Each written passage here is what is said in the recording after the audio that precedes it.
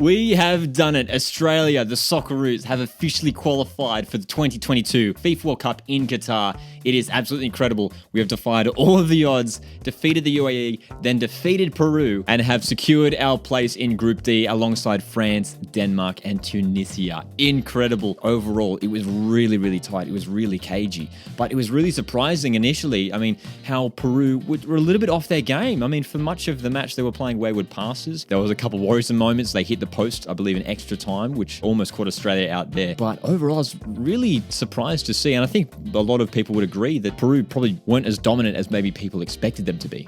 And it allowed for Australia, who defensively, I mean, stayed pretty strong for much of the game, but both sides defensively were near perfect. But Australia had a couple counterattacks here and there, especially towards the end of regular time. The substitution of Mobile really changed the game. He created some decent opportunities down that left wing. When you look at the lineups for this game too, I mean, from an Australian point of view, the big change was Mitch Duke starting up top. It was Matt Leckie who started there, but he was shifted out to the left wing where Craig Goodwin dropped out. And it was a little bit worrisome seeing Natty Atkinson start after he had a bit of a shaky performance against the UAE, but he bounced back pretty strong in this game. Defensively though, just structurally, Socceroos were almost flawless. Bailey Wright, Kyle Rolls, even Aaron Moy, and even Jackson Irvine working hard in defense, filling up the gaps, filling up the space. It was a real improvement from what we saw in the friendly against Jordan a couple weeks ago, and then last week against the UAE. For Peru though, their wingers were creating some havoc at many times throughout this game. Andre Carrillo on the right, Christian Cueva on the left were looking pretty dangerous for much of this game. But again, it was credit to the Socceroos backline who stayed so strong. And really, there weren't many times where Socceroos goalkeeper Matt Ryan was tested throughout this game. When you look at the stats, it's actually quite an interesting story, and it does pretty much sum up the game. Shots were actually really even. 11 for Australia, 10 for Peru. But for Australia, only 2 on target. Peru, only the 1 on target. It was quite incredible. Matt Ryan only forced into 1 save, and that was directed straight at him. It was an easy save for him. Possession stats,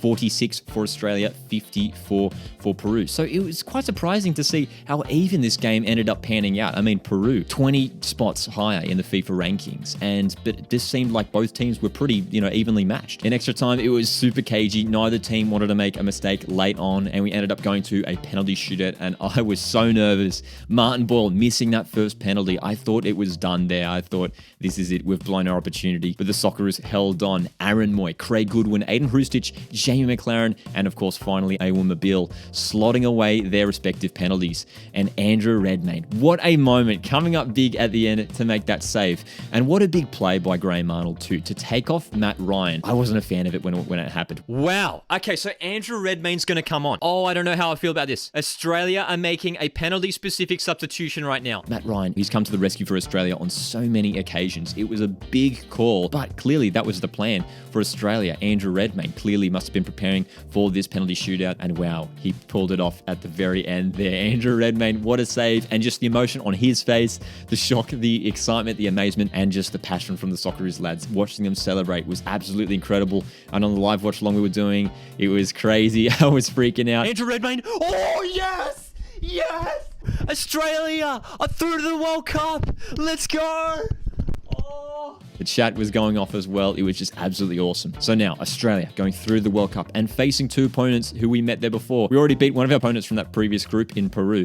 Now we're taking on France, Denmark, and a new opponent in Tunisia. We are absolutely underdogs. But, honestly, against Denmark, against Tunisia, we could probably cause an upset in those games, potentially. Of course, plenty of time to pass until then. It'll be interesting to see what the squad looks like and also who's in charge of the team when it comes around. My question for you guys to finish off is that even though Australia have now qualified for the World Cup, do you think Graham Arnold should stay in charge for the World Cup campaign? Personally, I don't think so. I think we need someone maybe with a bit more international experience to come in and take over the team for the World Cup campaign. I think Graham Arnold knows that his time was up anyway. He was going to take us through to the end of this qualifying campaign. There was an expectation that we weren't even going to qualify at all. What do you guys think? Do you reckon this redeems Graham Arnold for the poor performances and team selection throughout the qualifying campaign? Or does this put him back in pole position to coach the Socceroos at the 2022 World Cup? If you have enjoyed this video, make sure you hit the like button. My name's Lockie. This is Coach Wood Football. See you guys in the next one.